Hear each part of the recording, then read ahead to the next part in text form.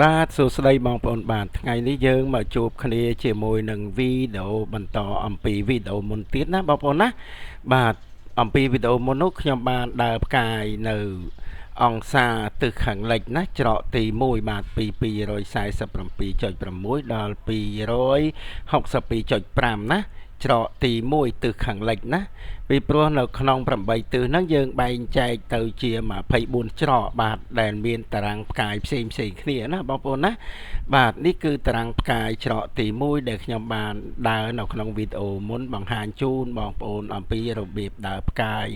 រួចរាល់ហើយណាបងប្អូនណាក៏ប៉ុន្តែมันបានតន់បញ្យល់រឿងហាក់ផ្កាយបាទវិភាគវិគ្រោះទៅលើផ្កាយតារាងនេះតើផ្កាយនៅចន្លោះណាល្អចន្លោះណាមិនល្អណាបាទនេះគឺជាប្រយោជន៍ដ៏សំខាន់ណាបងប្អូនណានៅក្នុងការរៀបចំផ្ទះសម្បែងរបស់យើងទៅតាមតារាងផ្កាយយុគផ្កាយបារមីផ្កាយជោគលាភណាបងប្អូនណាដើម្បីឲ្យវាមានភាពរីកចម្រើនណាឲ្យត្រូវទៅតាមគោលហុងស៊ុយបាទនៅក្នុងវិជាសំងួននេះណាបងប្អូនណាបាទហើយខ្ញុំក៏នឹងធ្វើការបង្ហាញនៅការហាក់ផ្កាយនៅទិសនេះតែម្ដងជូនបងប្អូនដើម្បីបានជ្រាបទាំងអស់គ្នាថាតើយើងត្រូវបើកទ្វារមុខខាងណាទ្វារក្រោយខាងណាបន្ទប់គេងនៅចំណុចណាបន្ទប់ទទួលភ្ញៀវបន្ទប់ធ្វើការនៅចំណុចណាខ្លះណាបងប្អូនណាដើម្បីឲ្យបងប្អូននឹងបានយល់អំពីរឿងការហាក់ផ្កាយការដើរផ្កាយនឹងបាទនេះផ្កាយគឺខ្ញុំបានបង្ហាញបងប្អូនយ៉ាងច្បាស់ទៅហើយណាបាទអំពីរបៀបការដើរផ្កាយនឹងបាទនៅក្នុងវិជាសំងួននេះគឺមានការហាក់ផ្កាយខុសអំពីវិជាឈៀងគង់ណាបងប្អូនណាបាទឈៀងគង់នោះគឺគេគិតទៅលើផ្កាយផ្សេងអំពីធាតុក៏ប៉ុន្តែវិជាសំងួនលំអិតជាងណាបងប្អូនណាគឺមានការលំអិតជាងវិជាឈៀងគង់បាទដំណើរផ្កាយយកដូចគ្នាណាក៏ប៉ុន្តែការហាក់នោះគឺខុសគ្នាបាទការវិគ្រោះទៅលើផ្កាយហ្នឹងគឺខុសគ្នាណាបាទអញ្ចឹងខ្ញុំបង្ហាញបងប្អូនអំពីវិជាសំងួនដែលជាវិជាដែលលំអិតសិនណាបងប្អូនណាគឺលំអិតជាងវិជាឈៀងគង់បាទសំងួនគឺត្រូវការហាក់ផ្កាយបារមីនិងផ្កាយលំនៅឋានផ្កាយជោគលាភនិងផ្កាយលំនៅឋានបាទដែលមានការហាក់មានខ្សែស៊ីងមានខ្សែគីមានហាក់ងៅមានហាក់ចាប់ងៅណាបងប្អូនដែលខ្ញុំធ្លាប់បង្រៀនអំពីវីដេអូមុនរួចហើយណាបាទខ្សែស៊ីងហ្នឹងបានន័យថាគូធាតុបាទលេខ6លេខ1គូធាតុទឹកលេខ2លេខ7គូធាតុភ្លើងលេខ3លេខ8គូធាតុឈើលេខ4លេខ9គូធាតុលោហៈណាបងប្អូនណាបាទហ្នឹងនៅក្នុងការហាក់ណាហៅថាខ្សែស៊ីងមួយទៀតខ្សែគីនោះគឺលេខដូចគ្នាបាទលេខ1លេខ1លេខ2លេខ2លេខ3លេខ3រហូតដល់លេខ9លេខ9បាទគឺគេលេខដូចគ្នាអញ្ចឹងហៅថាខ្សែគីណាបងប្អូនណាបាទសម្រាប់ហាក់ងៅនោះមានការបូកលេខណាបូកផ្កាយលំនៅឋាននិងផ្កាយបារមីបាន5អញ្ចឹងទៅផ្កាយលំនៅឋានឬនឹងផ្កាយជោគលាភបាន5អញ្ចឹងទៅក៏ហៅថាហាក់ងៅណាដូចជា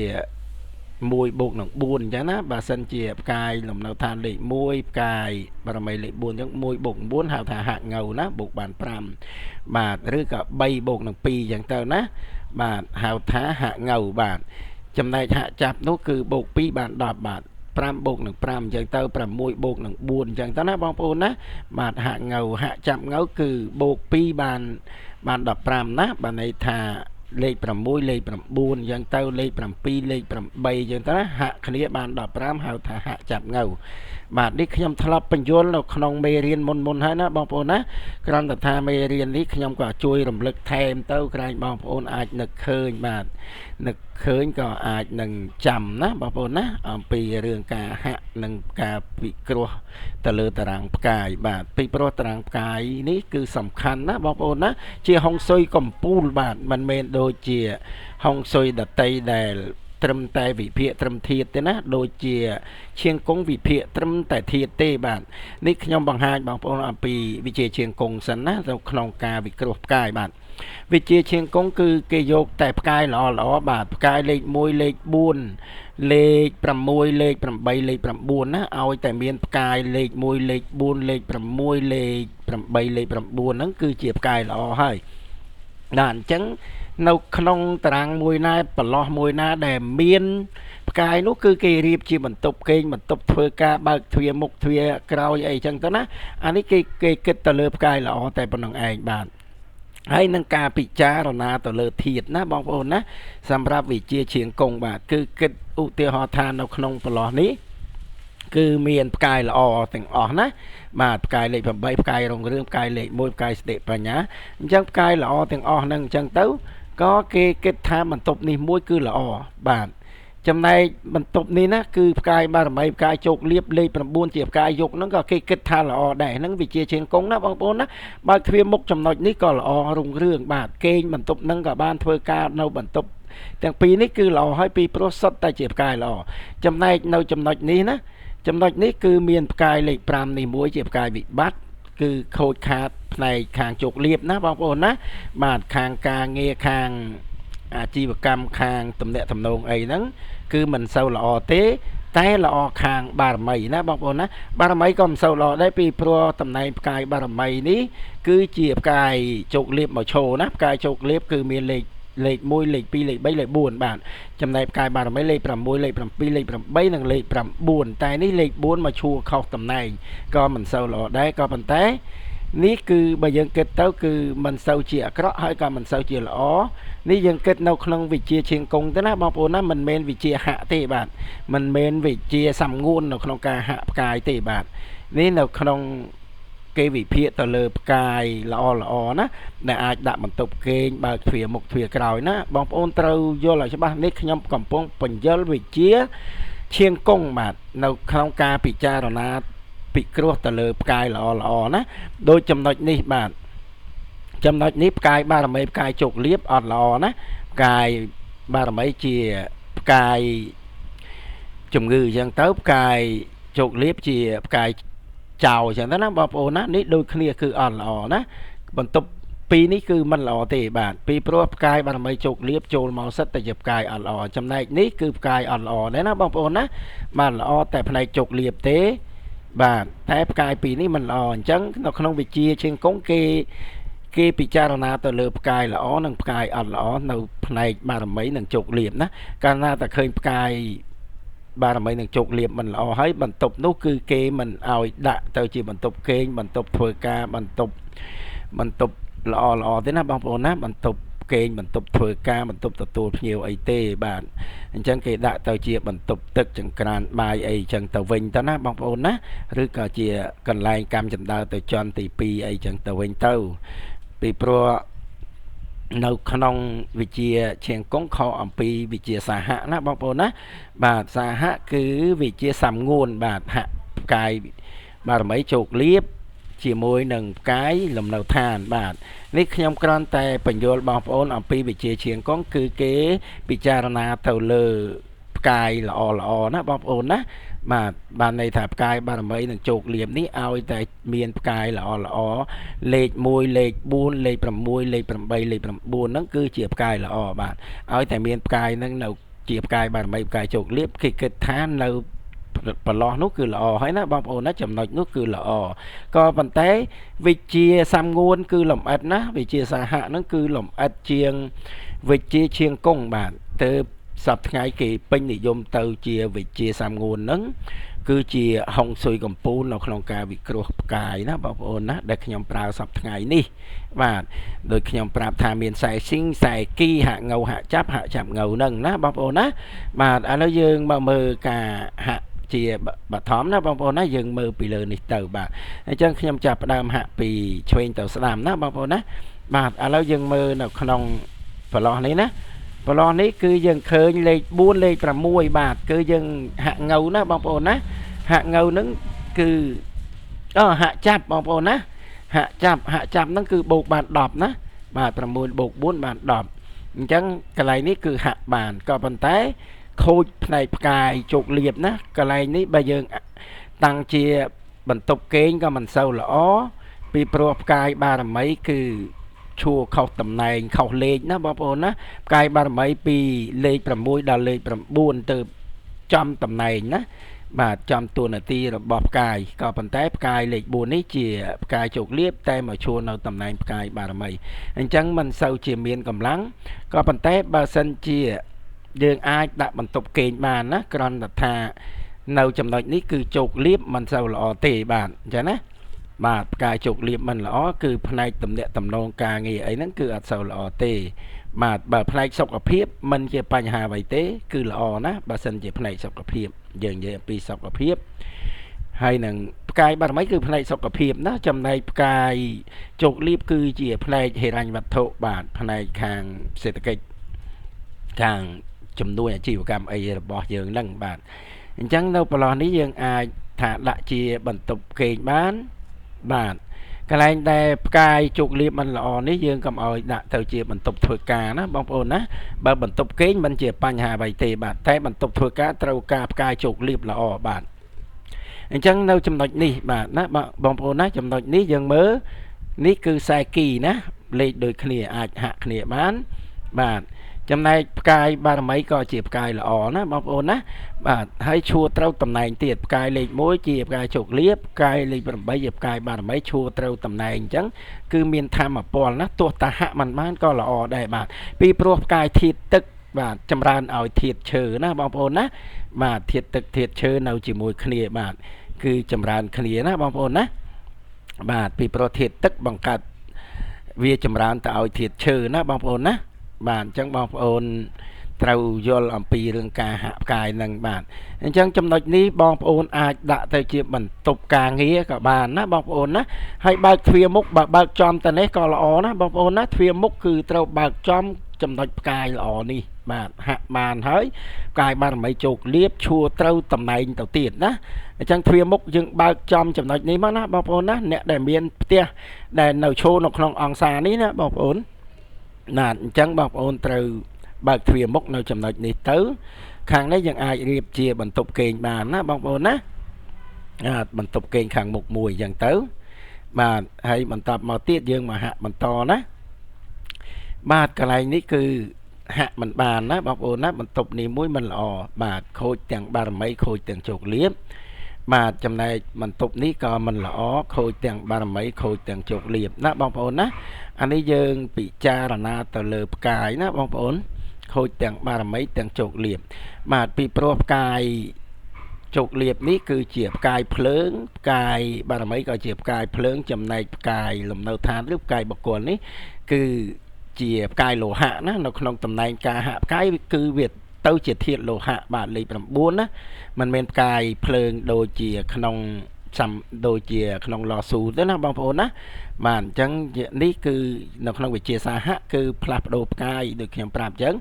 លេខ1លេខ6គឺធាតុទឹកលេខ2លេខ7ធាតុភ្លើងលេខ3លេខ8ធាតុឈើលេខ4លេខ9គឺធាតុលោហៈអញ្ចឹងផ្កាយបារមីនិងផ្កាយជោគលាភនេះគឺដុតនៅផ្កាយលោហៈណាអញ្ចឹងផ្កាយលំនៅឋានគឺផ្កាយលោហៈគឺមិនល្អបាទបើសិនជាលោហៈនៅជាបារមីលោហៈនៅជាជោគលាភហើយភ្លើងនៅជាលំនៅឋានវិញអាហ្នឹងគឺជាលាភទៅវិញបាទណាបងប្អូនណាបាទអាហ្នឹងប្រើបានណាអានោះវាផ្ទុយគ្នាអញ្ចឹងណាយើងមើលផ្កាយណាបើសិនជាផ្កាយភ្លើងឈួរនៅជាផ្កាយឋានឬជាផ្កាយបុគ្គលនេះហើយផ្កាយលោហៈនៅជាផ្កាយជោគលាភឬក៏ផ្កាយបារមីនេះអានេះគឺយើងអាចប្រើបានបាទពីព្រោះទទួលលាភអំពីផ្កាយជោគលាភនិងផ្កាយបារមីទៅវិញអញ្ចឹងណាផ្កាយនៅឋានបាទអញ្ចឹងយើងត្រូវរៀនយល់អំពីរឿងវិជ្ជា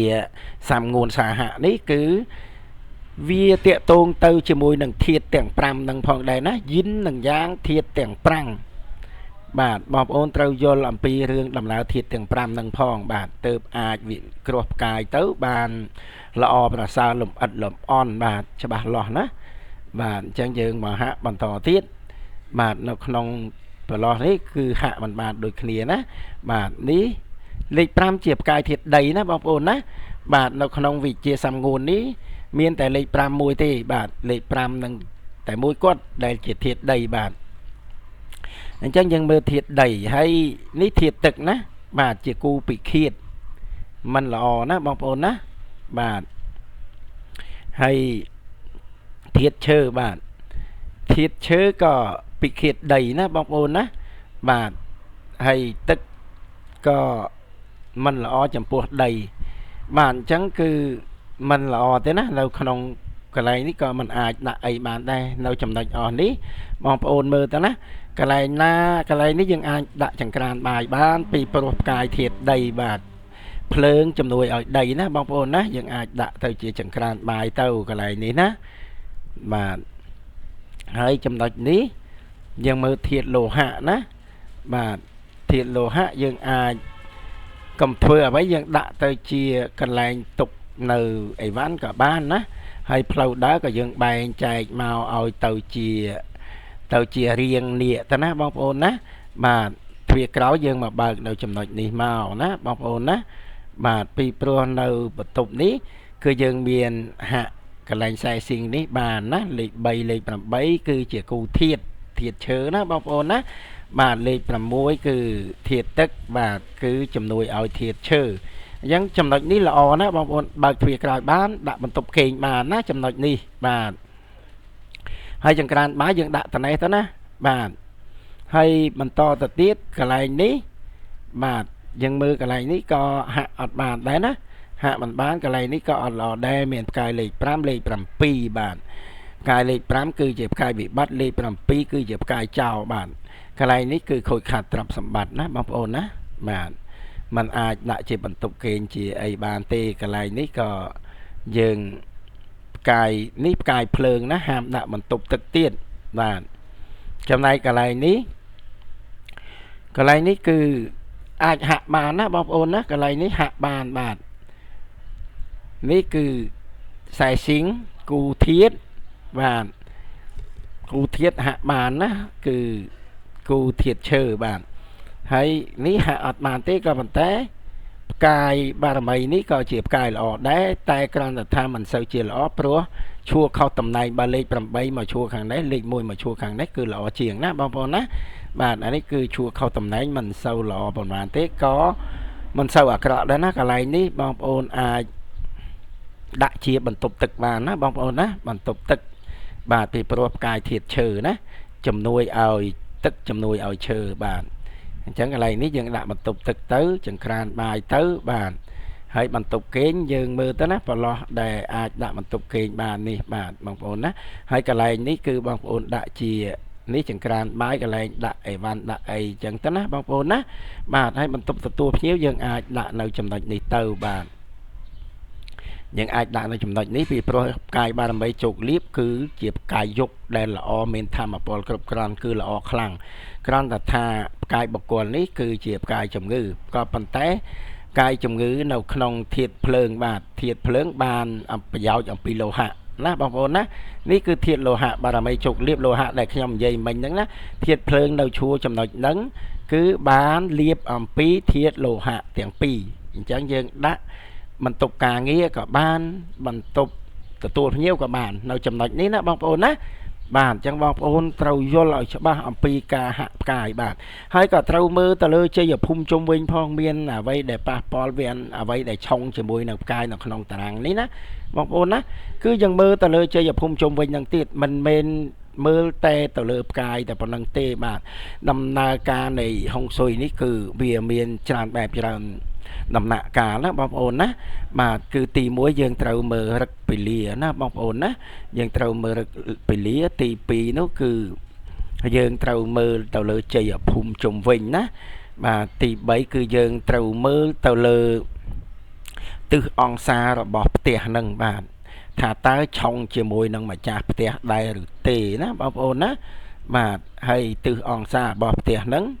ក៏យើងមើលរឹកពលាថាឆុងជាមួយនឹងថ្ងៃខែឆ្នាំដែលត្រូវកសាងនឹងដែរឬទេបាទ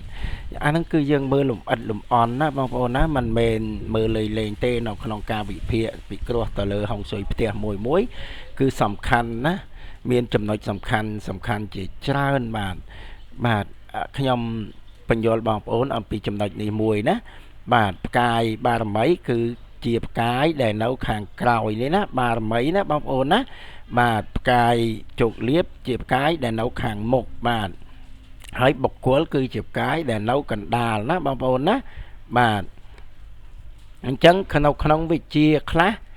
បាទ មានគ្រូខ្លះគាត់រៀនមកខ្ញុំឃើញគាត់យកផ្កាយបារមីជោគលាភយកមហៈគ្នាអញ្ចឹងណាបងប្អូនណា